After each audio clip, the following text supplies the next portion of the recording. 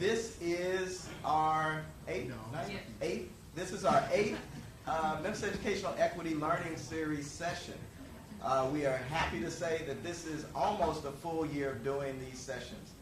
We started last September, so when you come back next month for our session, you will have been here with us at our anniversary of doing these sessions.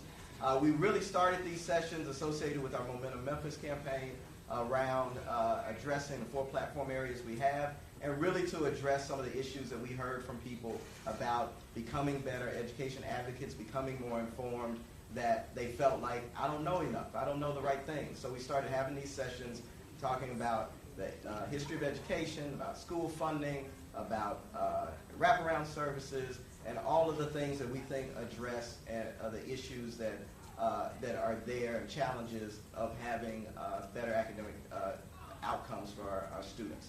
So that's how we started. We have all of these sessions are streamed on our Facebook page, and tonight we have the great quality of the SCS streaming, which will be even better. So we appreciate them coming out today. And so you can go back and watch all of them soon. We'll have them on our Momentum Memphis website and segment it out so that you can go through them as lessons with the presentations. So we're happy to have you here. We're excited about the topic tonight. This is some great work that's being done at SCS that will focus more on equity in our schools and getting our students the needs that they have and decisions made closer to the kids and where the challenges are really being faced. So I'm going to bring up the Shelby County Schools Chief Financial Officer, Lynn Johnson, III, who is going to, I got it right, Lynn? If you look for him on Twitter, that's what you got to look for, the III. Who is going to take us through a presentation and give us some information about what SCS is doing and why it matters.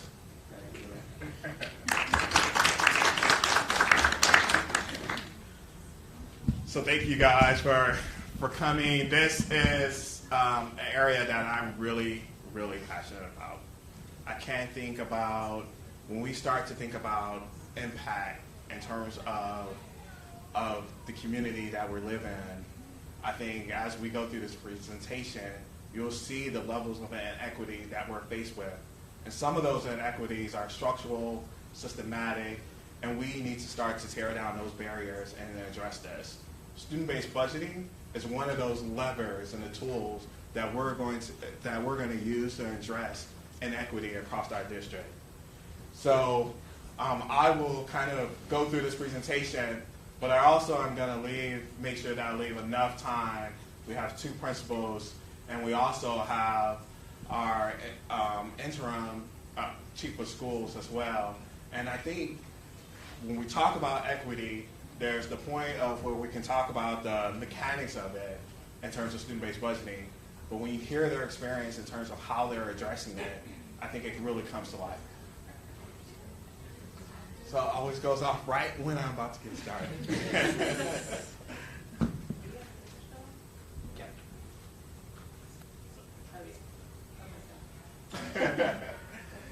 So let me start off in terms of, implicit in terms of equity, and I think we have to start here, is to think about, do you believe that all kids can succeed, right?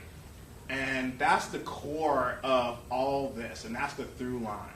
So do you believe kids can succeed no matter where they live, no matter what their circumstances, no matter what their social economics, no matter what their needs are, their zip code, all of that, do you believe? And then equity comes to play to start to think about, do you believe that kids, the second part, have different needs, different challenges, come with different circumstances. So if you take those 2 together, the belief that all kids can succeed, and then you take the other part that all of our kids are different, they come from different circumstances, they have different needs, then we need to provide the support and resources to each individual kids to make sure that they succeed in a way for them to be successful, right? I guess I'll stop there before I get too deep into the presentation. We're checking on the tech. God. Can I?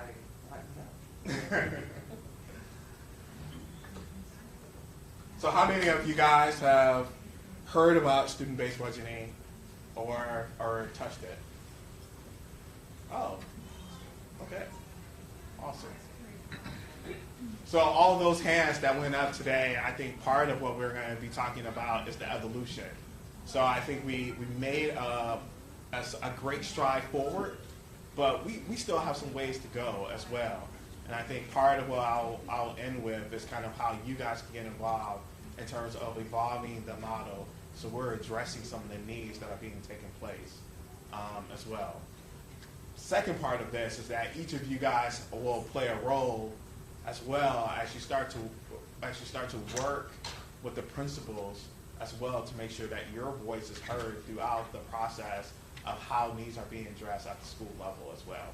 And there's that opportunity for that.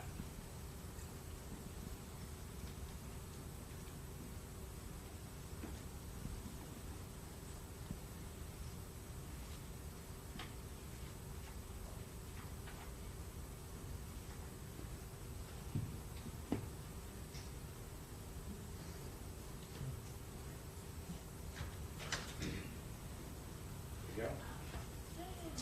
Yeah, perfect. Cool. All right, let's get started. So when I think of equity, and I love this quote, we cannot have equity without quality. We cannot have true quality without real equity.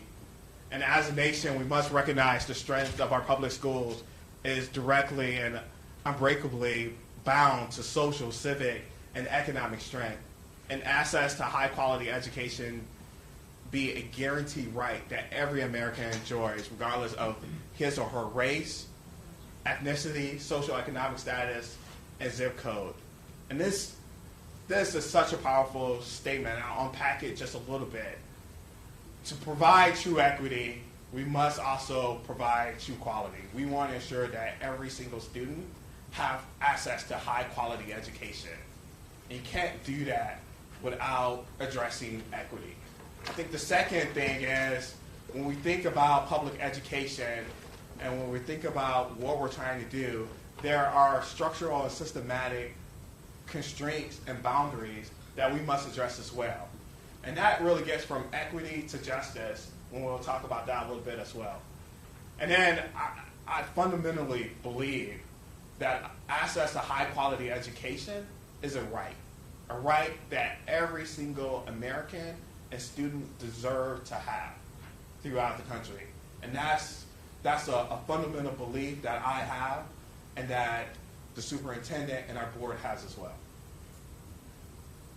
Equity, equality, equity, and justice. And you often hear those three together. So you can think about equality as similar treatment for all students. Right? Equity, we acknowledge that all of our students are different, and because they are different, and they have different needs, they require different level of support.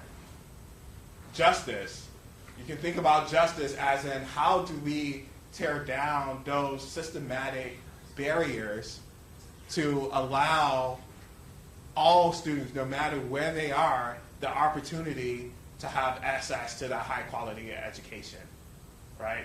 And student-based budgeting is one of those things that I hope drives, not only just deals with the equity, but drives towards justice as well. I won't go through all of these points, but it's a great article. It's not an article, it's like 300 pages.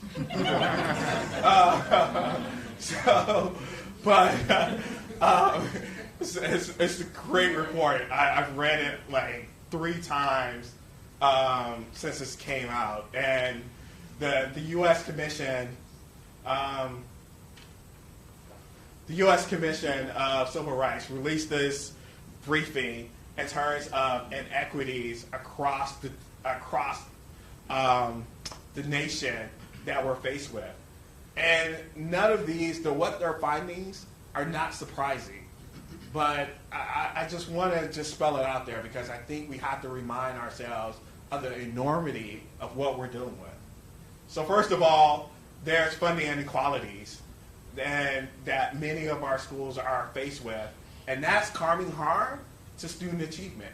So if students are not getting the resources to meet their needs, we are now blocking and impeding student achievement, without a question.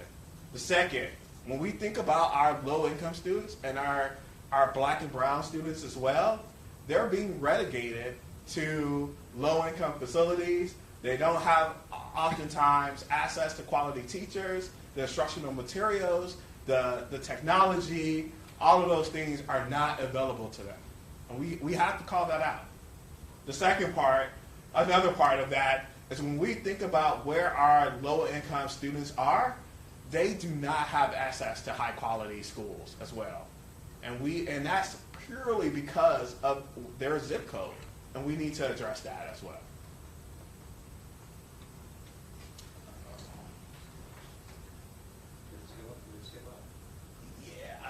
Yeah, I guess so. Thank you. Just go down. Sorry. All right. So part of this and why they released that report was really around thinking around ESSA, and ESSA stands for Every Student Succeed Act, and it was really related to Title I. And what they found is that Title I schools, and just to be clear, Title I is meant to provide supplemental funding from the federal funding for low-income students to provide that extra boost for student achievement. And they were finding that those students were being shortchanged, right, in so many ways. And they're being shortchanged by $440,000 as well. So along with their findings, they found that low-income and minority students were not having access to a full range of math and science classes as their counterparts. They found that that affluent schools had 3 times as many AP courses. They found that when we look at dual enrollment courses, our affluent schools had more access to dual enrollment opportunities. And they also found that the educators in high poverty schools were actually less experienced than they were in more affluent schools as well. I kind of want to share some data and in terms of what does it look like at Shelby County, right? And this is the reality, and this is what we're trying to address through student-based budgeting and through our academic transformation. So on the y-axis, you have a percentage of students with 21 ACT score or higher, and then you have the percentage of 4 to 5 teachers, and those would be our highest ranked teachers. And these are just our high schools. So and I didn't identify the high schools, but if you plot that line, clearly what you see is that the schools that have the most effective teachers are the schools that have the highest percentage of kids with 21 or higher. And why that 21 is so important, because that's the benchmark that is often used to determine whether a student will be successful when they enter college as well. So that's a benchmark to say this, that high school senior will be going to college and has a great chance of being at least a B student. So clearly there's a level of having access to high quality teachers, and this is part of what we're trying to address. Am I strolling down? Second part, I just said nationwide that our black and brown students and our low-income students don't have access to rigorous class, including AP classes. We at Shelby County also struggle with this, right?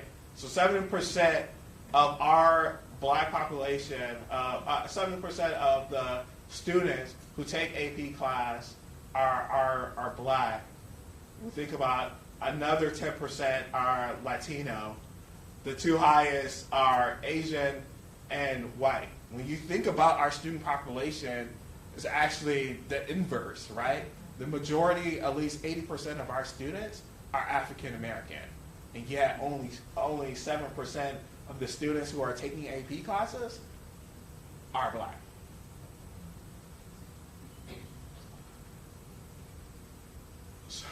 I also wanted to talk about our facilities as well. So when we think about our facilities and when we think about, and this is an example of showing the conditions of our facilities linked to the levels of TBOS throughout our district as well. You can see a trend that there are, when we look at our schools that have low TBOS scores, which is kind of a measure of growth and achievement, that there are a number of schools who have poor or fair condition buildings, right? And we know that building conditions are linked to student achievement. And it's a no-brainer, right? So let's think about it in this way, that part of a good, conducive environment leads to a great culture, leads to a level of self-esteem, leads to a conducive learning environment that can lead to high academic achievement. If we don't do this for all of our students, then it should be no surprise, like why some of our kids are not succeeding. And that's what we're also trying to address. There are a lot of things we're trying to address because the problem is enormous. It's enormous. So let's get to what we're trying to do. And I'll touch on what we're doing in terms of equity, and then will hone in on what we're doing in terms of student-based budgeting. For student-based budgeting, I think there's 6 categories that we're trying to address. So for our students, we're definitely rethinking how we provide funding. So I went around, when I went to my first year here at the district, I went to school by school, and what I heard from principals is that we have funding inequalities throughout our school district. Why does one school get more money or extra teacher than I do? I have greater needs. Why is that the case? So student-based budgeting is a way to address that. Not only address that, but address the unique needs of the students and the schools. And when you hear the stories of our 2 principals, that will unfold. Second part is standard-aligned curriculum. So we want to make sure that all of our students have the best tools in their hands to succeed, right? You can't expect to build a great tower and all you have is a hammer, right? So we want to make sure that we're equipping our students with the very best, that they have the tools to be successful as well. Employees as well. So this extends beyond just our students, but it starts to even think about our employees. How are we addressing equity for our employees?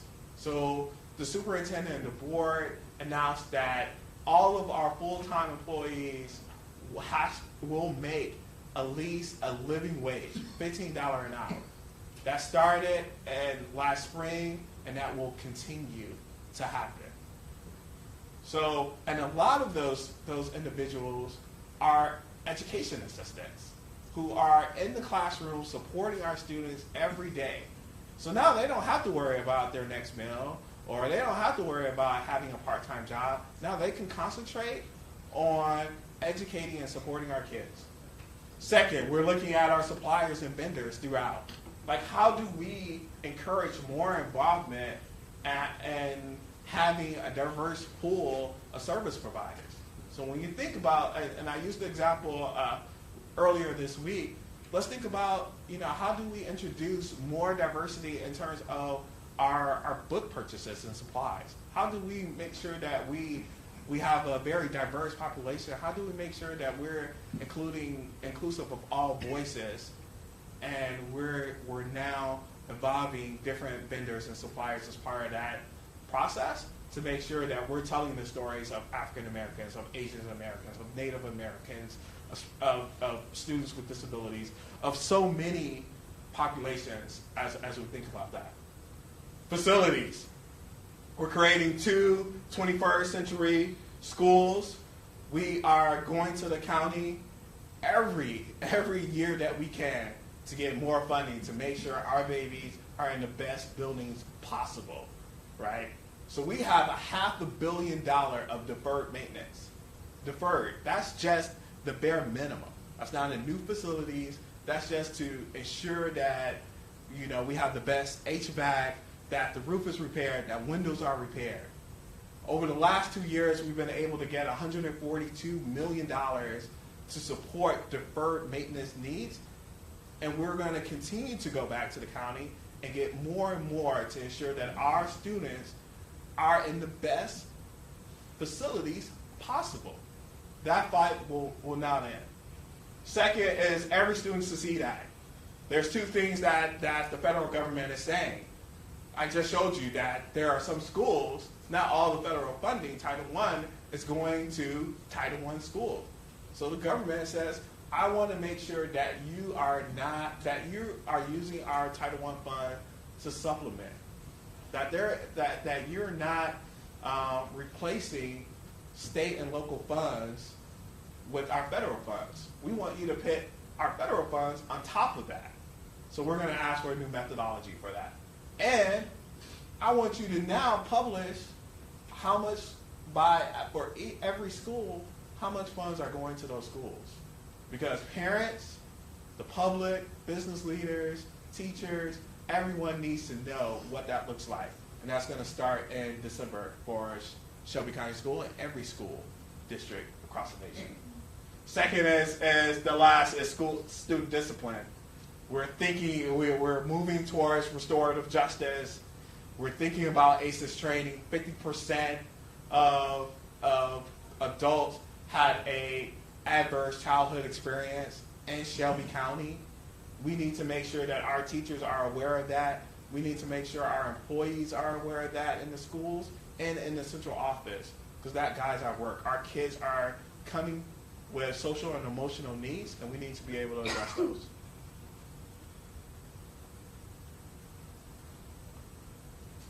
Ready for the next one. All right, let's get to student-based budgeting, and I will try my best to wrap this up and really allow for our principals to talk. So the student-based budgeting is part of our district strategy as well. And I think in two folds for me. So first, we need to ensure that we're allocating and aligning resources to students' needs. This is no longer site-based budgeting. It's not about the schools. It's about our students. We're putting our students first, right? So let's make sure we're allocating resources aligned to their needs. Once we've done that, the work is still not done, because now we need to work with our school leaders to make sure and give them the flexibility to use the resources that they have to address those needs. And we have moved and provided tiered levels of flexibility for our principals so that they can address the needs at their school. There's no one in the central office who's going to know the needs of our students than our principals. And I think what student-based budgeting does is recognize that we need to have a ground level game in order to address some of the issue. We can't do it at top. Second part of that is once we recognizing all of the innovation and the great best practice that are being created, we can now share those best practices across the district. And that is how we're going to move the needle. So this is a very bottom-up approach to how we will have a district transformation. It's not heavy, it's not top-down, it is purely bottom-up. So there are some enabling conditions. This is large, right? And there has to be some conditions for this to work if we want for this to be successful. So we have a theory of action, which guides how we operate as a district. Are we gonna have great empowerment, or are we gonna be prescriptive in what schools need to do? Are we gonna have a system of accountability and transparency? So how do you as parents and the public know how a school is performing so you can make the best choice? And how are we gonna look at data to make sure that we're supporting and working with our school leaders? What is our academic strategy, and how does that guide and move us forward?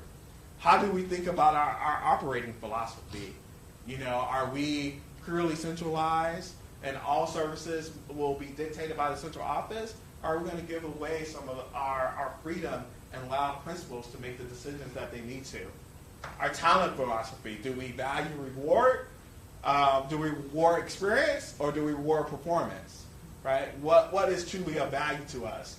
Is our engine for innovation, is that something that is controlled or self-generated, where we're providing that propulsion? And then support model, and we're having this discussion as early as 3 o'clock today. Are we a central office, or are we a collaborative support center, right? And we are here to serve schools and ensure that our babies have what they need. And then the last is organizational culture, right?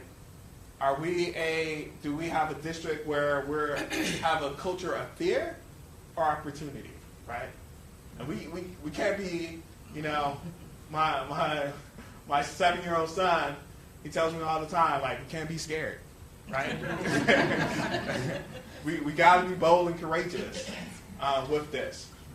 And for student-based budgeting to work and to truly achieve all the value, is pulling on all of these things and pushing the district and the board and the public and our teachers and our principals, all of us, to have clarity around our strategy as we transform. So it's not just a funding model, it is a change management initiative that we're driving here at the district. So student-based budgeting implemented to provide equity, transparency, and flexibility. Right. There's 4 components, and it's purely enrollment driven. So it is based on students. All right, I can't say that enough. There are some weights that we have. We have a baseline, and I'll show some examples of this. We have a baseline, and then we have weights related to students with disabilities, mobility.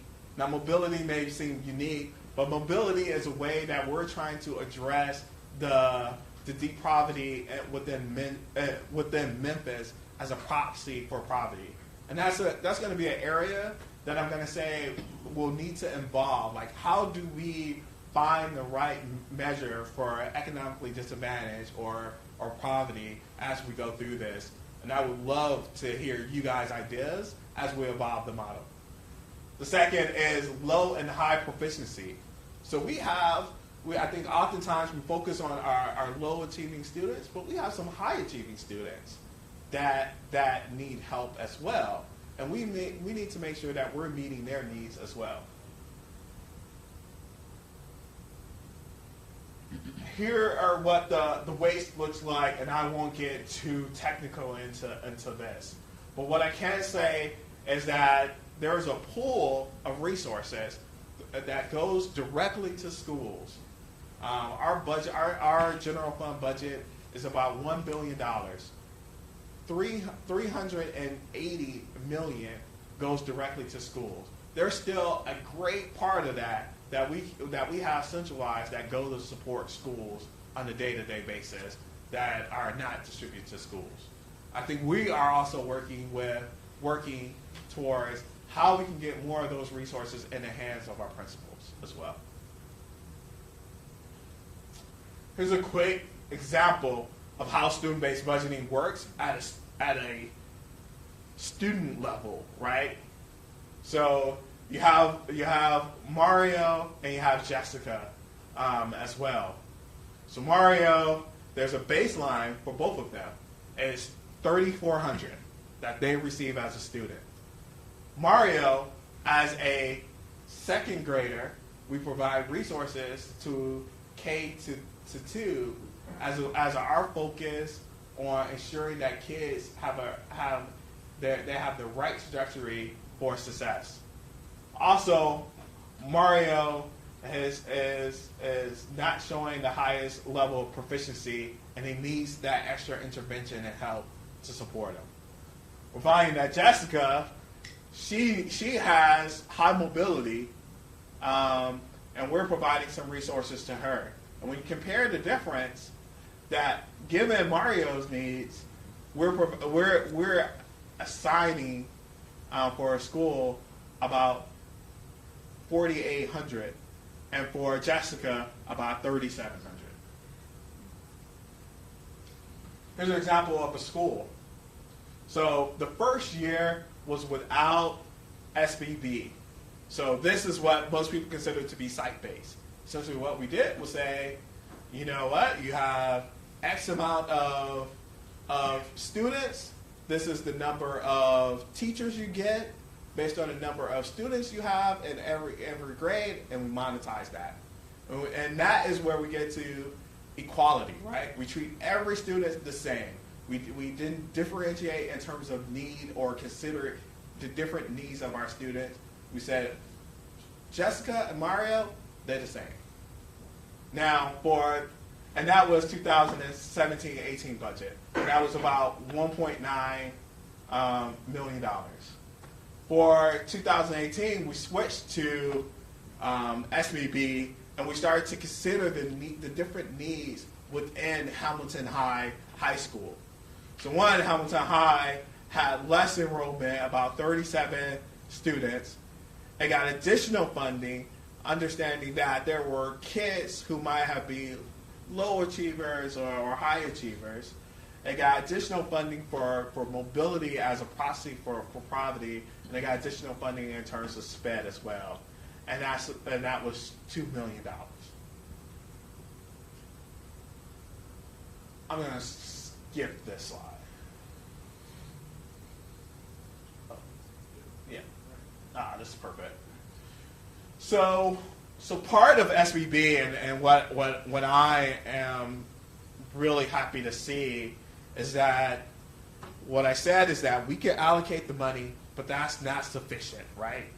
That we have to make sure that we're working and supporting the principals to make the decisions that are going to move the needle and drive academic achievement. And these are the results of working with principals, and this is the result of putting more support into our classrooms.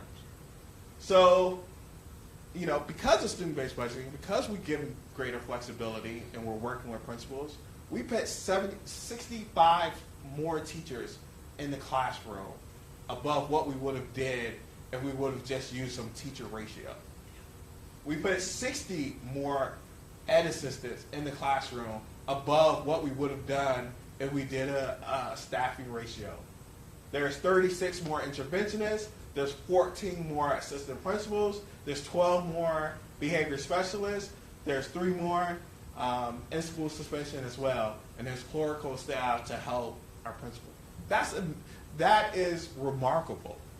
That when we start to say that we need to lower class size, we need to increase the adult to student ratio, and we look at the number of teachers that we were able to add, and from teachers to ed assistants in our classroom to serve our students, that's a byproduct of student-based budgeting.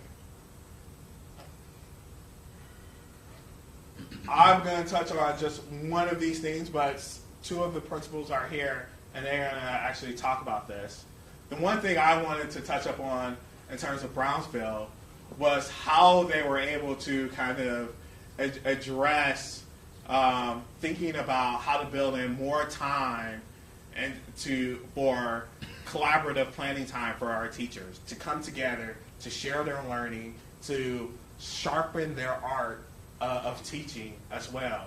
And they were able to not only provide personalized technology time for students, but also build in 90 minutes of collaborative time for teachers to come together and sharpen their craft of teaching. The next one is Craigmont Middle. And Craigmont Middle really focused in on 6th grade as well, how to address kids who are coming into the school who are behind. And the one area that I want to focus on is the social and emotional work that Craigmont Middle did as well. They hired a student dean to now provide restorative justice for their 7th in the 8th grade class. They had a behavior specialist to help lead that work. They even have purchased a social and emotional learning curriculum that kind of hones in on that. So that's one way that they are now addressing the needs of their particular school. The next one. Next one is Craigmont High as well. And for Craigmont High, what I really want to point out is how they have a 9th grade academy and ensuring that our 9th graders are off and running and they are on a path for success as well. So they have carved out the space where they're now providing like intensive support, academic support for our 9th graders to make sure that they are successful coming in and they have a pathway to graduation and a pathway to college. So the last slide. And the last slide are just four points that I want to talk about as well. Student-based budgeting is an evolution. It's always going to be an evolution. So we made the first step, but we're not finished yet. So we have to evolve this model. And I can tell you that we will evolve this model, right? So some of the ways that we're considering, in full transparency, we're considering how we can beef up our special education. We're thinking about our English language learners, right? We're thinking about a different measure for poverty as well, to couple with mobility as well. So these are some of the things I would love to get you guys feedback as we evolve this model.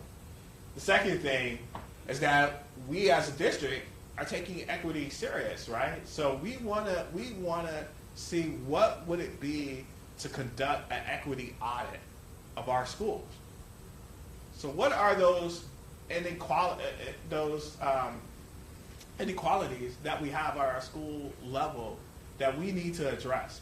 So I talked about, our best teachers in front of our kids who need the most. Do our Black and brown students have access to high quality courses and AP courses? Those are things we want to uncover. We want to be frank and public with the community around this, and then we want to address it. The second is the transparency report, that we have to be transparent in terms of our finances. And then the last is that we want to evolve what flexibility looks like for our principal. So right now, our principals have earned flexibility. And what that means is that if you're able to be successful, the more successful you are, the more flexibility you get to do something different. And then we are there to support them as they gain more flexibility. So I'll end there. Thank you, guys.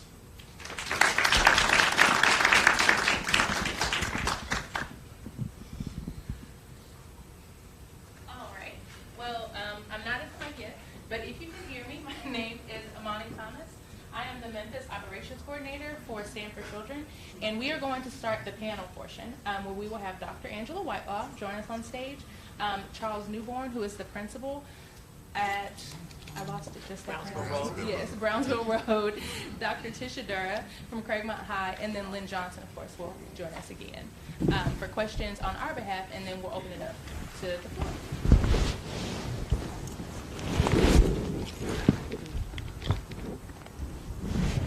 So, Tisha Johnson or Lynn Johnson?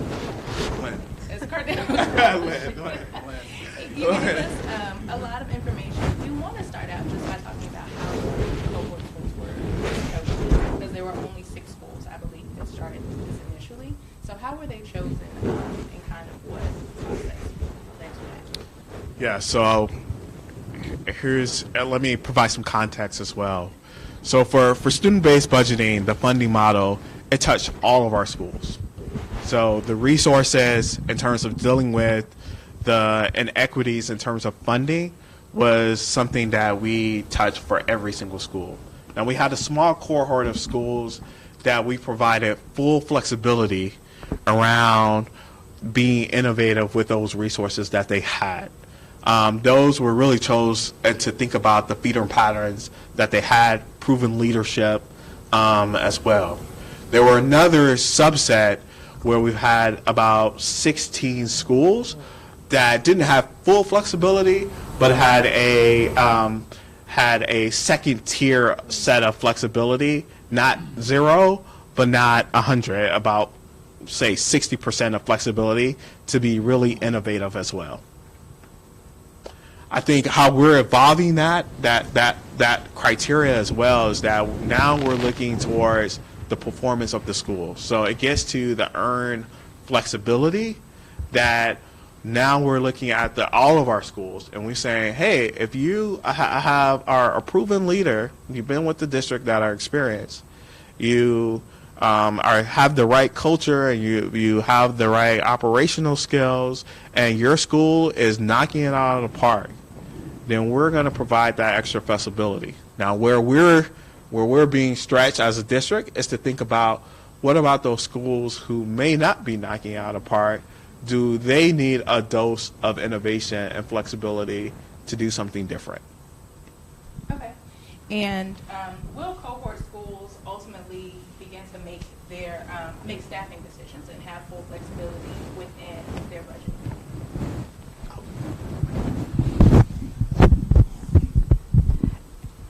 Good evening. Definitely we think that as we move to the cohort model, we're learning from the 6 cohort schools, and they are our trailblazers. And as we are learning, hopefully this year we'll be able to extend their flexibility to other schools. Again, all of our schools have the right when they come to the table and have the flexibility of trade-offs. So again, if they feel that they need interventionists instead of another position, they have that flexibility at this time to trade off that particular person to make sure they fit the needs of the particular school. So again, we're moving in a direction, but we're trying very, very hard to learn from our 6 cohort schools so that we can make some real decisions and make intentional decisions around student needs. Okay. And then Dr. Dura and Mr. Newborn, why don't you share with us a little bit about your experiences as principals that were within the initial 6 cohort schools? Your experiences as principals in that initial cohort of schools and the changes that you've seen. I guess. Okay. Good evening.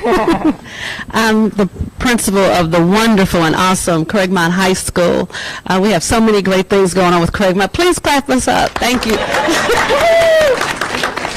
I just have a fantastic teachers and staff that came out to support, and so I just want to recognize them in the back. Craigmont Chiefs, okay. So we looked at, first of all, we was really honored that the district selected us as one of the cohort schools for this this endeavor, because we knew that we needed something to assist us, to support us in the needs that we have at Craigmont High School. And we have a wonderful group of students, and we wanted to make sure that we were able to provide the needs for them. And so what we did, we looked at data. We looked at our discipline data. We noticed that in the year 15-16 school year, there was a lot of fighting among our 9th grade girls. And we looked at, we heard parents talk about the difficulty they were having when their children were transitioning from 8th grade to 9th grade. That's such a pivotal year. And we decided, with the parental input and based on the data and our leadership team, that we wanted to redesign our freshman academy, because we had at the 15-16 and 16-17 school year, we basically had a set of 4 teachers, core teachers, for Algebra 1, English 1, Science, and Social Studies. We had another English 1 teacher. We had a part-time Algebra 1 teacher, but he was teaching so many other courses. And only 1 physical science teacher to handle all 200-plus 9th graders, minus the 25 who was going right into biology. So we really wanted to redesigned that, and the SBB dollars gave us the flexibility to actually hire additional teachers, so that now we have 2 full teams of 9th grade. We were able to hire an assistant principal who was completely over 9th grade academy. His time and his attention and his office is actually on the 9th grade hallway. And so teachers and those students have direct access to him, and he doesn't have any other responsibilities other than 9th grade. And we were able to, one thing we did was to bring some of our veteran and our strongest teachers to 9th grade, because in the high school, most of your best teachers teach upper level courses, the juniors and the seniors, and they've kind of earned that right to do that. But in talking to the teachers and telling them what we were trying to accomplish, that if we could lay a strong foundation for our 9th graders, that the 10 through 12 wouldn't be as difficult in playing catch up, because a lot of times we put our inexperienced teachers and our new teachers, kind of throw them to the 9th grade, and so then they're learning, and then they have such, the students are transitioning, so you're constantly trying to recover and catch up in the 10th, 11th, and 12th grade. So we pulled some of our strongest teachers to 9th grade, and in doing so, this year we have smaller class sizes. We have a team of teachers, 2 teams of teachers who are tight knit. We moved our strongest counselor, she was a 12th grade counselor, to 9th grade, and she's dynamic, and we have an SEL curriculum, the 7 Habits of Highly Effective Teens, and the 9th graders, all 9th graders have an advisory period on Friday to kind of look at conflicts and peer resolutions, and we're really looking for some great, outstanding results in our freshman academy, and this we were able to do as a result of the SPB dollars. So at Brownsville, we used a lot of data to determine how we were going to focus our needs. We did parent surveys, teacher surveys, and this time we even surveyed the students to see what they thought our school needed. And we used those results to purpose or repurpose positions, money, materials, so that we could get the most bang for our buck. Like we had a computer teacher that we really didn't need anymore because, well, we just didn't need the computer position anymore. So what we did was do computer lab assistance, and it saved us some money, and we were able to provide more classes for our students through that. What other ways? But staffing is the main way that we are trying to, or have been reaching our goals, but also with some like our reading materials, we were able to put back some money to buy different trade books that support the reading materials that we use now to teach our students reading. We even were able to get a phonics program that I probably couldn't afford if I didn't have SBB, because it was like $30,000 for just a phonics program for K through 5. So because of that, we were able to strengthen our lower and our upper literacy. So there's some advantages to it, and I'm going to say this. I was one of the schools that in this process, I lost money. But because I could repurpose money, I ended up having more money to manage than what I had before. So even if you lose, you still gain. You actually just answered my next question. Oh, really? Yeah, about like what happens when schools lose money because of this process. But you answered. Do you think that will be the case for all schools, that if they lose money because of this new funding model, that they'll still be able to repurpose it? Yeah, so we saw this time and time again where we're supporting principals around how to operate differently and how to stretch a dollar, right? And really think strategically around how they're using dollars. And there are a number of ways that you could do that, right? So you want to make sure you have the very best teacher, right? Because you have limited dollars. You want to make sure that you have good use of time. So when you think about your schedule, you want to make sure that you're thinking through your courses to make sure that, you are actually offering courses with high demand. And if you're not, then those resources could be used somewhere else, right?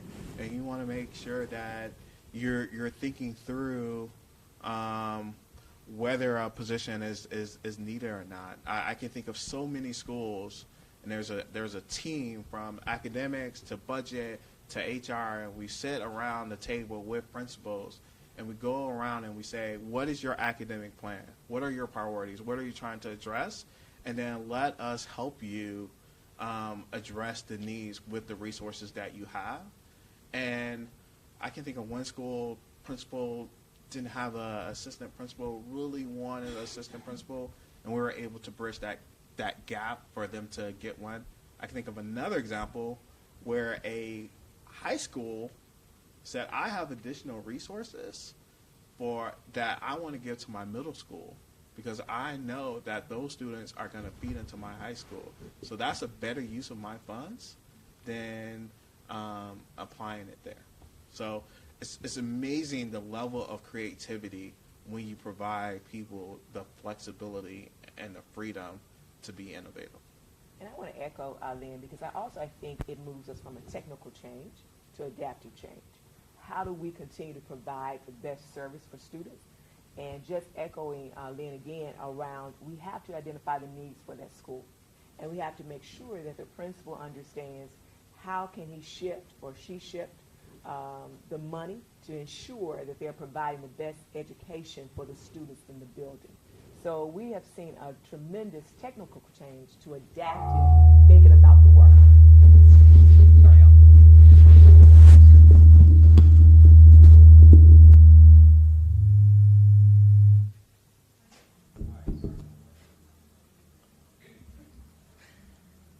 Okay, so another question that we have is how are we implementing or even soliciting the voice of parents and teachers from the schools or just teachers from the communities when we're making these funding decisions?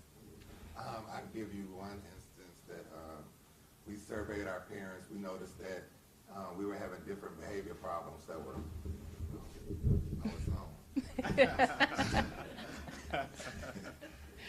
we were having new types of behavior issues.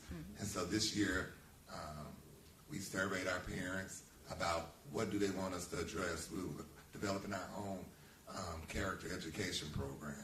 So it doesn't always take money to do these things, but we were able to do it ourselves through our parents' input. So they said they wanted us to work on 4 different characteristics: honesty, respect, perseverance, and kindness. So those are all through the school announcements. Those are things that we highlight students on each month. But it was all because we got the parents' buy-in. And so kids even notice other kids persevering through a test or bringing their homework in the next day. So there are all types of ways. I would add as well, not only just getting teachers and parents, but I think it's important to get student voice as well. And I think that one exercise that the principals undertook was kind of spending a day in the life of a student where they followed that student from beginning to end to realize what is the experience, the learning experience that student is undertaking as well to help reshape their school. And to piggyback, we changed our schedules because I sat there in a class and I was like, when is this going to end? So we had to kind of break up some of the time so that they wouldn't be in a period for 2 hours. Right. You know, elementary school, you don't switch classes. You can get tired of being in the classroom for 2 hours. So we just had to make some adjustments just for the betterment of our kids, but through my experience shadowing the child. I want to say definitely with the teachers, I definitely wanted the audience to know that not only did we start with the principal, but the principal had to bring the team to the sessions, to the training, because we just believe you got to have more than one champion in the building when you're trying to move this work. So we encourage every principal to bring a team of people, not only just your financial secretary, but other people in the building who believe in equity and who believe in the work. And I think through the principals, we've seen, again, a different way of looking at the work and attacking the work in those schools. Did you have something, Dr. Durrell? I was just going to echo my colleague that the student voice was so important. We did an exercise where we shadowed a student, and I came out, I put my cell phone away, and I was a student following a student. Just some of the things that we noticed was was the class time. Teachers were really rushed to get things in the 55 minutes period that they had, and we noticed by the time the class got settled down and teachers took attendance, it was just a small window of time for teachers to be able to teach. And so that was a big part. And then we talked to students, and certainly high school students that we shadowed told us that they wanted more AP classes, that they wanted more time in the classrooms. And so we did move to a block schedule this year based on that. Very nice. All right. So as we talk about rolling this out to other schools, we recognize that there will be some increased autonomy. Will the cohort schools, the initial cohort of schools, and then future schools that get student-based budgeting rolled out to their school, will they still have to go to central office to get approval for things, or will it be completely up to them? Definitely, I think it will be, and I look at the cohort schools that we've worked with, we see ourselves as a support system, your thought partner. Because when you're talking about, and I'll use Charles for an example, when you're talking about selecting another phonics program, not to say that we will say no or we will say yes, but how will this program build on the existing things that you have in your building? How will it move your foundation? How will it move phonics, fluency, comprehension, vocabulary? So we see ourselves as future partners and support thought partners in helping schools to make the right decisions. So in the next couple of years, we truly want to be a collaborative service center where we're not so much pushing from the top, but we're learning from our teachers and we're listening, and we're actually helping people and helping teachers and principals make better decisions about students.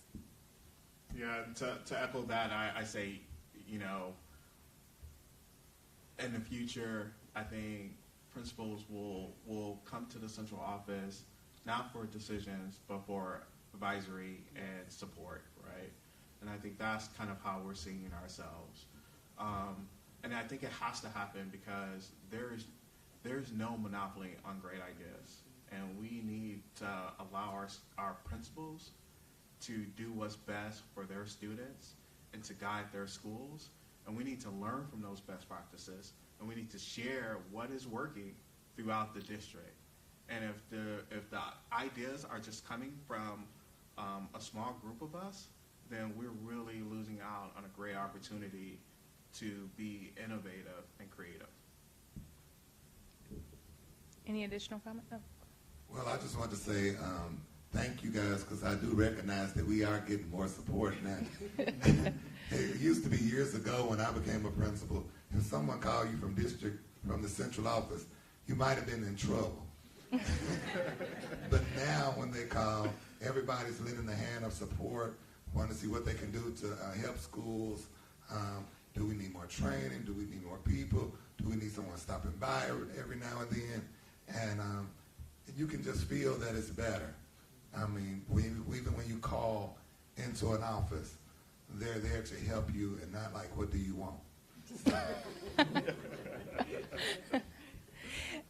Okay, so we're going to open the floor up. If anyone has a question that they want to ask, we're going to set some ground rules first. You must share the air.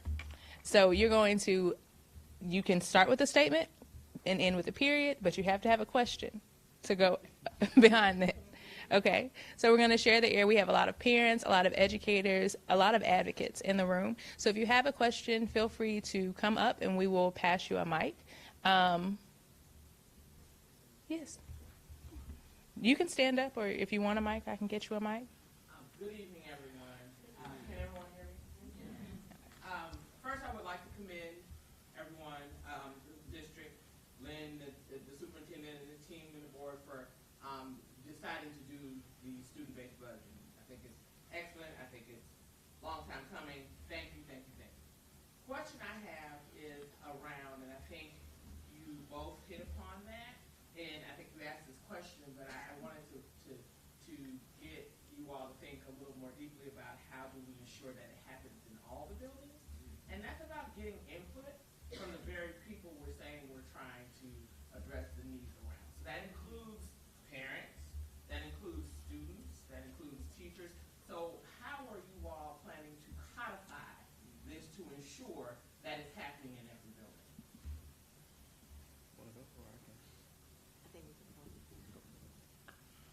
I appreciate the question because I think that we're learning. First of all, I think that on last year we did listening tours, and that was just around our academic planning. So from that, we know that we need to continue that model and make sure that we're getting input from our parents, our community stakeholders, and actually doing listening instead of talking and hearing our parents and community people. So are we there yet? I won't say that we're there. But I will say that I think that we're learning from this cohort of schools that it takes probably about 14 to 15 months, because they've been in this process that long, that people are actually sharing their true thoughts. Because I think that we don't want to have a cookie cutter approach.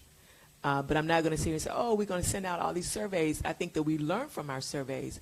But to be honest, I think that we have to go out and continue to have focus groups. I think we have to continue to listen to our parents when we have parent engagement sessions. And it can't just be a one-off. It has to be a continual process that we learn and hear parents. So again, I appreciate the question. But we still have some growing to do in that area. And it's wonderful that you're sitting by our chief of communications. Because, again, I think that we use our website, we use so many other avenues, but getting people to really be honest about what we need to do inside of schools, we need to continue to grow in that area.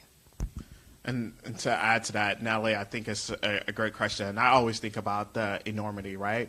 So we're not talking about 6 schools, but how do we scale it up to 225 schools? I think the work that we're doing right now is that we're starting to think about what does a strategic school design process look like. And I think as part of that process, we're starting to think about not only how we work and support schools, but like what is that process in terms of aligning your academic strategy and what informs that. So hopefully, part of that strategy, we're going to make sure we get student input, we're going to make sure we get teachers, and we're going to make sure that we're getting community input in terms of all of this as well. And the principal will work through that. Now, we don't want to put that, we don't see this as an extra burden to our principals. We see as this is like information to help inform and address the needs of their students. And just what you heard from the panel, just getting that information changed the way that they designed their school. So it will be a part of a process that we're going to have for all schools. So it's not a one-off. And I think what we've done is learn from these 6 schools on how to scale that up to all of our schools. So what I think I hear you saying is that you all are going to figure out a policy or process that everyone can look at and depend on so that they know that this is happening. That's right. And it will be a way of practice. This is how we do it for the district moving forward. And I just want to say from a principal's perspective, there's already a shift in the atmosphere in that now I can have transparent conversations with my with the upper management, sort of say whatever. But we have transparent conversations, and I can just kind of tell them some things I've been wanting to tell them for a long time. And so, and they're listening. They're actually listening to us. And so we really appreciate that you allow us to now have input. But it just changes the culture and the mindset of the whole institution when you can be transparent, where you can share where your flaws are, where you can share your achievements, and there's no penalty behind it. Yes, ma'am. Good evening. This is Dr. Catherine Fisher, Executive Director of City of Memphis. Yes. Extraordinarily proud partner of SES and Brownsville Road Elementary. Thank you so much to echo Natalie's sentiments just for thinking about this way of working and being and thinking about how language can shift the environment and the culture of any organization and even this city. There is such value in having this cohort. So extraordinarily curious as to how will you use this cohort as you think about it as a community of practice? As you said, Lynn, this is an evolution. How will you use this community as part of that evolution when you think about other principles and other learnings that will happen over time?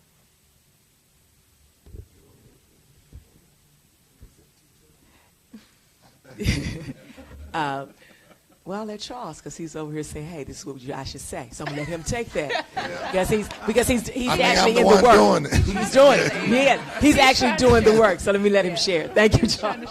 So we've had meetings with other principals and shared our experience. We've also done presentations for those that are interested in becoming a student-based budgeting school. And so we're getting the word out, and the ears are open, and everyone's trying to figure out how they can do it too. So it is growing, the mindset about this new process. And I just want to say the feeder patterns it's really important. Charles and I and our middle school colleague, Principal Turner, we really work well together. We thought about me purchasing a position that could be shared with the middle school, and she purchased a position that could be shared with the high school, since we share the same children and the same families. And so I think that feeder pattern, and I'm so glad that the 6 cohort schools was a feeder pattern, because that kind of anchors the community around this work. I think for me as well, and this is something that I believe that we have to do as a district, is that the hope is that you have this cohort, that cohort will grow, and that you will see the success of this cohort. So I think, one, that will definitely draw people and say, what are you doing that's working so well? I think it's incumbent of the school district to now, in the central office, to really put that on paper and share those best practices across, and really lift those principals up and say, here's how they're turning around their schools. Here's how they're using the flexibility, and this may be something that you may want to consider or apply to your school. Or maybe as we think about those schools who don't have the full flexibility that they have, it now informs our practices and say, hey, Brownsville is knocking it out of the park. Should we apply some of those other practices to our elementary schools who might be struggling as well? So I think it works both ways. And I also think, as a former principal, that principals listen to principals. It's funny how practitioners, they have to see people in the work. And I'm so happy that we're using the Kingsbury feeder pattern and the Craigmont feeder pattern, because people now actually believe you just didn't go out and select your best schools. You selected schools that would actually benefit, and they had to talk and discuss about what's going to be great for that community. So I'm just so thankful that we have champions in the work, and hopefully in the next couple of years you will see that the decisions they've made will also align to the achievement, that will also align to the strategies, that will also align to the needs. And this would truly be a case study for us.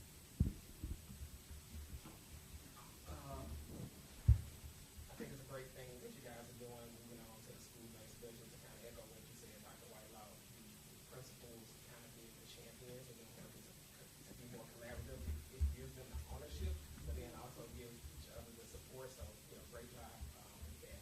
One of the questions that I have is, Lynn, you mentioned in the slide that $440,000 on average is shortchange for in Title I funds. And, we've seen in the movies about some of the more affluent municipal schools receiving Title I funds that I would assume should have probably come to the district. So my question is, one, with the school-based budgeting, how do you view that as affecting that long term? And then more importantly, what resolutions do you think should happen in order to make sure that that oversight doesn't happen again? Sure. So, couple things. So first, in terms of the municipalities, in terms of the Title I funds that they're receiving, that will gradually go away over time. So it probably will go away within 3 to 5 years. They will not receive any Title I funding, and it's kind of a archaic way of why that happened. That was partly due to the demerger as a result of that. I said what we're doing and to ensure that all of our funding is not being that we're using our Title I funds to supplement, not supplant, is that student-based budgeting is one step in the direction. because now we're able to spell out how we're putting funds towards needs as well. I think the second part of that we're doing as well is we're assuring that we have about 11 schools that are non-Title I within the district. So we're assuring that our Title I schools are being strategic around that use of their funding as well. And the federal government has a possibility that we're going to consider in the future of pulling all of our federal funds, state funds, and local funds in one pool. That's a possibility that the federal government has. And then we can distribute it through student-based budgeting, and principals can use it however they see fit without worry about compliance and other guidelines. We're not there yet. We're just rolling out student-based budgeting, but that is another way to address some of the inequities and a better use of Title I funds as well. Additional questions? Oh, hey, Ms. Jackson. How did you determine the base of $3,400? And for the students who don't get any extras, is that enough? That's a great question. So there's three ways to think about it as well. So not all of the resources that are part of that pool is all the resources that go to schools. So there are a number, so I think about our guidance counselors are not a part of student-based budgeting, but is a part of what we provide to schools. I think about our English language mentors and teachers are not a part of that pool. So this is a pool of $380 million that we're distributing. And what that criteria is that we're looking at the requirements from the state in terms of that. What are the staffing ratios needed for teachers, for librarians, for assistant principals, all of those things, supplies, everything. And we're assuring that schools and there's a certain amount attached to that to ensure that we're meeting the requirements set by the state. So it's not meant to be sufficient because it's not sufficient because we have other resources. It's also not sufficient because we're not adequately funded either, right? So this is, in my analogy, this is our way of making not only the best use of funding in terms of serving our needs, but if we had additional funding as well, that would go a long way as well. And we know that the state right now is currently not funding us to the level that we need for our students. Yes, ma'am. I definitely agree that flexibility and adaptability is needed as a teacher, but sometimes it seems like flexibility and adaptability are synonyms for disorganized access to material, lack of standardization, and I also am confused about why we get new curriculums and new laptops when the schools don't have printers. Like if we don't have the money, then it should go to the thing that the schools most need. And the teachers need to be able to be prepared. And they need to have enough time. So I really question the prioritization system and the timing. Like why we don't have the curriculum at the beginning of the summer versus sometimes 2 weeks in. Those are things that I feel profoundly weighing on me as a teacher.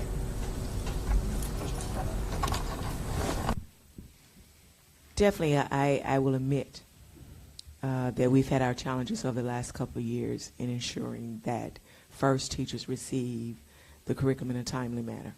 So I will not run away from that fact, nor will I make any excuses rather than say that we have to do a better job on our end, and that's what we're doing.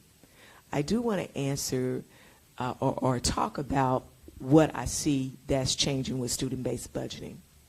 When you look at our budget, the original budget that we had over the past couple of years, you have a line for technology, you have a line for teacher materials, you have a line for instructional materials.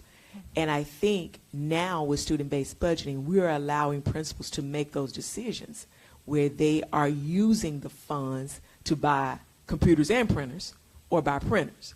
And also, we're trying to change that at the end of the year. For example, you receive your Title I funds in September, and you finally can spend them.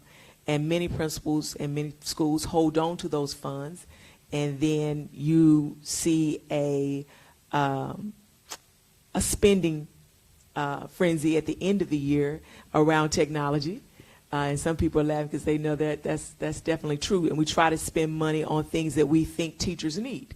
So I think there are two parts that we need to improve. First, ask teachers, because again, you can have a computer, not a printer. So what sense does that make?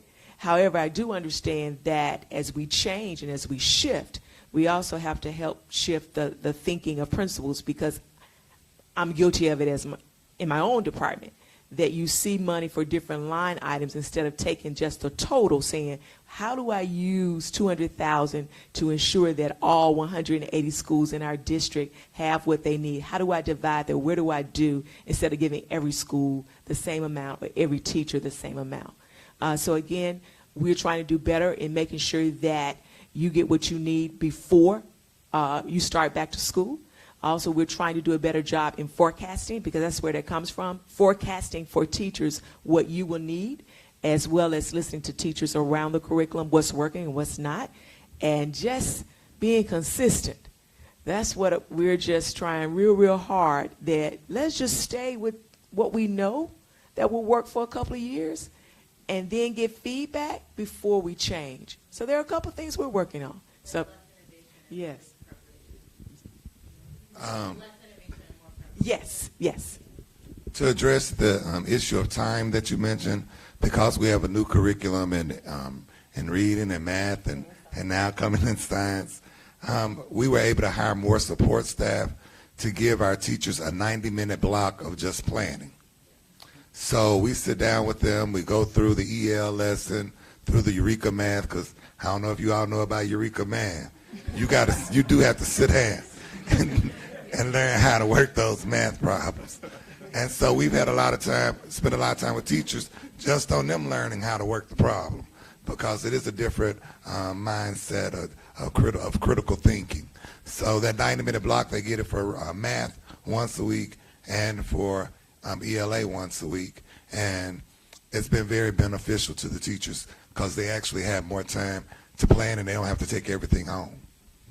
And I just want to say, I absolutely agree that teachers do need more support. And what SBB allowed us to do at Craigmont is to hire a math coach, move one of our strong math teachers into the coaching position to provide teachers with more support. And just to look for ways that teachers can plan with each other, shared planning time, looking at changing the schedule so that we have more teachers who are off at the same time that they can share with their contents. Teachers who share the same content, am I making sense? This, like Algebra 1, English 1. Right, because teachers do need more support. And as a principal, I always feel like I'm not supporting, that my teachers are not getting support. There's not a teacher in my building who is there just collecting a check. All of my teachers teach from bell to bell, and they do the very best they can. But I do agree that teachers need more support and more time with planning. I wasn't specific enough in my question. I just don't think that it's being answered, even though I like your answers a lot. I wanted to know more about the prioritization system in terms of like how the money is allocated. Do you mean at the district level to the schools, or once it gets to the school level, how it's allocated? Both is, yeah. Okay. Yeah. Okay. Oh, well, you want to do district? You want to do the district and how school? Yeah, I'm happy to. So you can think about the prioritization happens in a number of ways, right? So off the top, there are a level of just fixed costs that we have for the district, right? So you think about transportation, that's at least $25 million that we have to pay for, right? Our teacher salaries, that's a number of dollars that we have to pay for. I mean, that's close to about $400 million excluding benefits, right? So, like that alone, our general fund budget is about $1 billion. So, right, I'm pretty close to half already. So when we start to think about our prioritization, and we've gone through this as a district, we ground ourselves in thinking about what our goals are. We have Destination 2025 as our goals as well. We think about the 5 priorities that we're trying to achieve, and part of that prioritization is, where are we? Are we on track in terms of making progress? If we're not on track in terms of making progress, then we need to first figure out, stop either what we're doing is the wrong thing, whether we need to refine that, or whether we need to do something different. And that gets to where we start to make investments as a district, right? So this year, we were able to make investments for a variety of things, about $60 million of investments related to investing in our CTE, social and emotional learning, early literacy. We also around school safety, a number of issues. Now, I think as it relates to schools, I think we had a process where we started with the schools and we said, what is your top priorities? What are those barriers and areas of focus that you need to address within your school? And let's see how to align those resources to achieve those resources, those priorities. And then when we're spending at the school level, one of the things I do is I do survey the teachers. I put a wish list. You could have 3 things that you just really need in your classroom for instruction, and we take that list and we look at it. And I have to stay transparent. Teachers who are in tested areas are a priority in our schools because their test scores are so weighted in determining the status of our school. So we start with them and what do they need in the classrooms, and we look at our technology pieces. And if a large number of teachers are putting that they need printers to print reports or to, then that's something that I think 2 years ago we at Craigmont purchased a bunch of desktop printers for teachers. And so I really try, if a teacher comes to me individually and says, this is what I need, and they can make a case that this is going to help them teach our children and provide instruction, then I do everything I can to make that happen. We had our science department came to me as the science department chair and said that they needed the and I know I'm going to think of this word at 2 o'clock this morning. I'm going to wake up out of my sleep and think of what I'm trying to say. But it's a virtual science lab. And I can't believe I can't think of it. But anyway, they made the case that they needed the licenses for it for their students. And so I went to the financial secretary and said, what money do we have? Went to the Title I person, and we made that happen. So for me, if a teacher makes a case, or I can look at their wish list and see their needs, we try to prioritize that way. Okay. Any additional questions from the audience? You can ask again, Natalie. You can ask again. One question, how often are you planning on revamping what your weights are?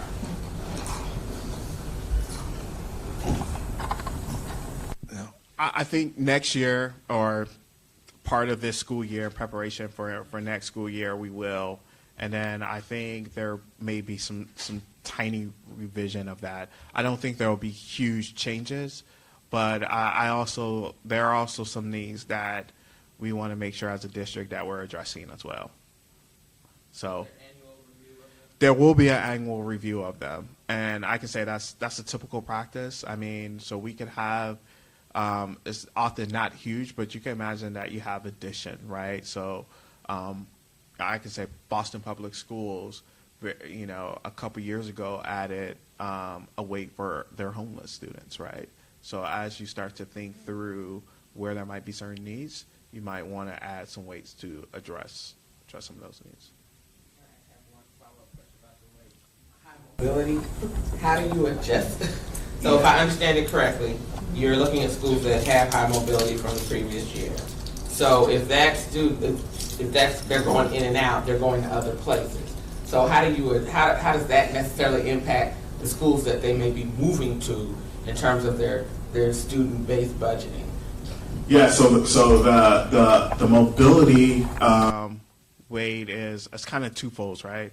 So the mobility weight really gets around to the percentage of kids kind of moving back and forth. So if Lynn Johnson and I move to another school, it kind of has a dual impact in some sense. Building off of that, before we take this audience member's question, can you identify what the different weights are now and what additional weights you think you may add later based on the needs that you've seen so far? So the weights that we have right now is that we have a mobility, which Natalie brought up, and that was a proxy for poverty. And the reason why we have a proxy for poverty is that currently there's direct certified. So, you know, in the past, you guys may have had the free and reduced lunch. That no longer exists because all of our kids get free lunch, right? So the state has a direct certification.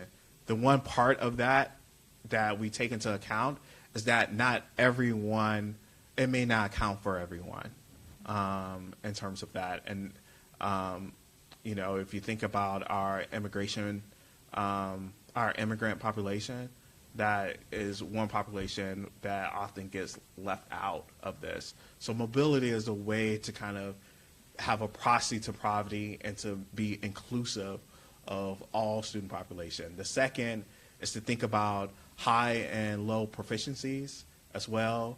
The other is to think about our and that's for incoming classes. So that's, you know, 6th and 9th grade. And we also have a K through 2 weight as well. And that's really more focused towards how can we make sure early learners, how can we make sure that kids are successful by the 3rd grade, because we know that if kids are successful, then they have a greater likelihood of graduating from high school and a greater trajectory for college. The ways that we're considering evolving is our special education, possibly EL as well. Those are at least 2 that there's been some robust conversation about evolving as well. Okay. Yes, ma'am. So I heard you say 2 things and they're kind of in conflict with one another in my head. So you said that you are inquiring with teachers and schools and principals as to how they'd like to participate in this process. But then you also mentioned that there's a strategy within the district for how to, I guess, roll it out. So say this is, you know, we're coming up to, say by the year 2022, what is your plan for how many schools? So by year 2022, what is your plan and how many schools will have been considered out of however many over the course of your, you know, whatever your 10-year strategy? What do you foresee happening? Because again, to her point, it kind of sounds like we just kind of willy-nilly hope it all kind of comes together, and we go back and visit for best practices. But what part of the strategy says we hope to have 5 schools, 10 schools, or? I love that question. This is a great question. So it really relates to our theory of action. And our theory of action guides how we operate as a district. So our theory of action as a district is manage performance and empowerment. So what it says is, what that combination does is say, we're gonna hold tight and be very prescriptive in terms of what to do if you're not having the academic success that you want. And as you gain academic success, we're going to be more loose and provide you with that flexibility and empowerment. So what we've done is consider all schools and say, here's the criteria that we have for you as a school leader. So do you have sufficient experience, 2 years of experience? Do you have the right performance scores and thinking about your team? Do you have the right scores and measures and when you think about your achievement? And we filtered the school leaders through that. And there's a pool of principals that will have the ability to have that earn autonomy. What I can say is that some principals will say, I want it. And some principals may say, I don't want it, right? So this is not something that we're forcing a principal and say, you must have flexibility. You have a choice on whether you want flexibility. So I think to your sense, we're not being prescriptive and saying we're going to have 5 this year, 5 that year, 5 this year. What we are doing is saying we are going to consider all schools. We're going to work with, and those schools who make the criteria, they're going to have the opportunity to have that earned flexibility. And that could go from, 20 school next year to 50. But I think part of that will depend on their academic performance and their proven track record to provide success. Yeah.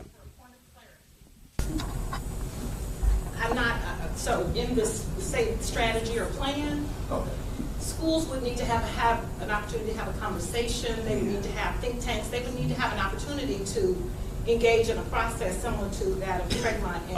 Yes. So I'm asking, how many schools are you intending to integrate into that conversation? Are you intending to pull into the process? And hopefully that's incremental and that you can track it. Yes. I was thinking through and trying to also add in my mind. So this year, first year of the phase-in process, about a year and a half ago, we brought in 6 cohort schools. So we started this work about a year and a half ago. 6 cohort schools to train them around strategic planning as well as student-based budgeting. In August of 2017, we started the process of introducing student-based budgeting to all principals. So all principals would have a level of understanding about student-based budgeting. So all principals went through a phase of about 4 sessions. We met them in August. Also, we talked to them in October. Then we talked to them about how their budget would change in December, because this cohort of schools of 6 are going through strategic planning. So they have full autonomy. And we had to go through a pilot of schools so that as a district, we could learn from the schools about what's working, what we shouldn't do before we roll it out to 167. So from that first phase, we had 6 cohort schools who had full autonomy, but we wanted to also test out a group. So we invited about 35 schools to be early adopters, meaning that you wouldn't get full autonomy, but you would still get some autonomy looking at your budgets, doing some trade-offs, but we would be right there with you in the training.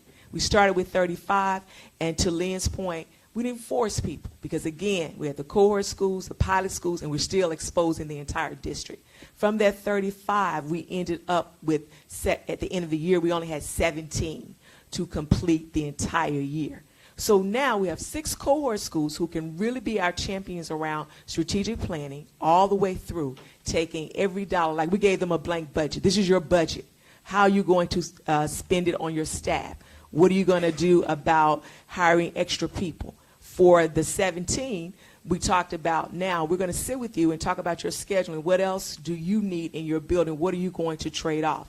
For the rest of the district, even though they had some autonomy with a few things, the entire district went through the concept of student-based budgeting.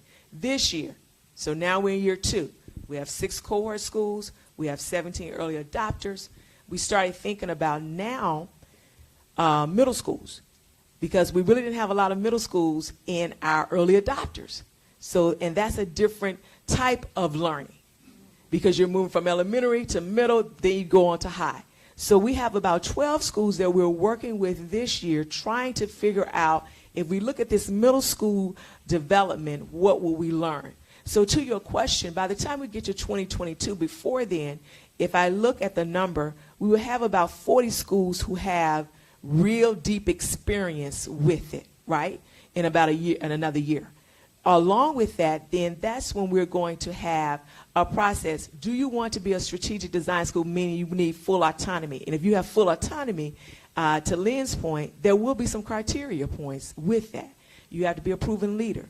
You also have to have a leader with a track record of excelling, because along with autonomy comes responsibility, you have more accountability. So those are the things that we're talking about. So no, we just didn't open up to 6 and left the entire district behind. we're trying to take the district in increments and making sure that they are exposed to the student-based budgeting process, as well as understanding about the strategic design that goes along with student-based budgeting. Did I do okay? So I'm trying to explain the face. Did that help? Okay. All right, we're going to take one last question, and then I will end with the final question, and I will get everyone home because I know that it is raining or near raining near your home. So, Brittany, lead with our last audience question, and then we'll have our final question. It's an extension of that question. So is there a hard year goal for when 100% of the district will be implementing the SPB approach? And then I guess along the same lines, when we say that it's optional for people to buy into it or to choose to undertake it, could there ever be tensions where that decision is made in the negative, but maybe community, schools, other people would like for it to happen? And what's that process of making sure that it's an equitable decision-making process? Like, what does that look like? And I guess beyond that, as a constituent, when we talk about funding, how can we support, the advancements? So for those people that are walking away that maybe don't have students inside the school system, what is it that you're telling us to do to be able to help support our schools? So I'll take the first part, and I'll let Lynn in with the second part. So I do want to, and this is something that I had to learn, and I'm so glad they're going through the process. The entire district, we saw a shift in our budget. So all of us have access to a student-based budget, right? Because we have to make sure that we're looking at the entire budget, making sure that we're allocating to schools with clear needs. But how I want to explain that, the entire district is going through student-based budgeting. We have a set of schools that's going through strategic design, meaning that they have more autonomy in developing their own program. What we hope that will look like, so again, this first 2 years, we've been very lenient about, because we want to learn from schools. As we get better as a district, as schools get better, in that third year, we want to have some type of we will have a process with an application where if you want to have full autonomy with the strategic design, these are the things that need to be in place at your site. And many people might say, hey, but that's not what happened to the first group. You're right. Because again, the first group, we're learning. The second group, we're still learning. The third group, now we're ready to take it district-wide, but we're going to have to still put some parameters around it. And to do that, we will go through an application process.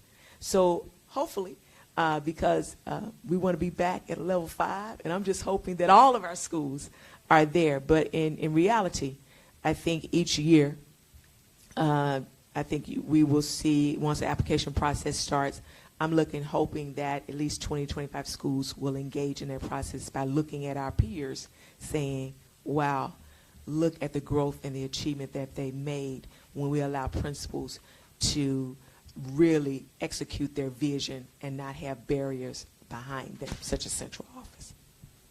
For me, in terms of getting involved, in terms of related to funding, I would say first start with your schools and your school principal. I mean, I would get involved in terms of the PTO, but I would also share the ideas that you have with your school leaders as well. I think what you heard today is that our school leaders are open to hearing those ideas, and they're going to use those ideas to shape their schools. I think the second as well is that, your involvement in terms of Momentum Memphis is important as well. Stanford Children has been kind of a strong advocate for not only equitable funding, but adequate funding as well. And as we think about, I think there's 2 lines of that, right? We don't have sufficient funds for our kids is inadequate. And I think making sure your voice is heard on the Hill in Nashville, and making sure your voice is heard on the halls of the city and the county, those commissioners are hearing your voice to say, we believe in the steps that SES, and we believe that our students deserve more, and their needs need to be met. I think it's one way that you can continue to advocate towards that as well. And I would say that the last is, continue to just be a champion for education and equity, right? I think there's power in numbers, and just today to have people out here that has an interest in student-based budgeting as a way to address inequities shows that we have a lot of champions and advocates for what's right for our kids. Okay. The very last question that we're going to have for tonight. Dr. Durr, you actually mentioned this when you talked about having SEL trainings in your school. But can student-based budgeting dollars or additional funds from student-based budgeting be given or allocated toward wraparound services for students? When we talk about adverse childhood experiences and things of that nature, can those dollars be directly given to wraparound services? One thing about our district, they understanding the ACE, how important ACE is, and as well as wraparound services, and working with my IOD, which is the person who's directly over us as principals. All of us have one. If we make that's something that we need, then they will, I'm pretty sure, work with the district in getting those services funded. All right. Well, that concludes our discussion for tonight. I want to thank you all for coming out and, of course, thank our panelists for participating, and thank Shelby County Schools for partnering with us.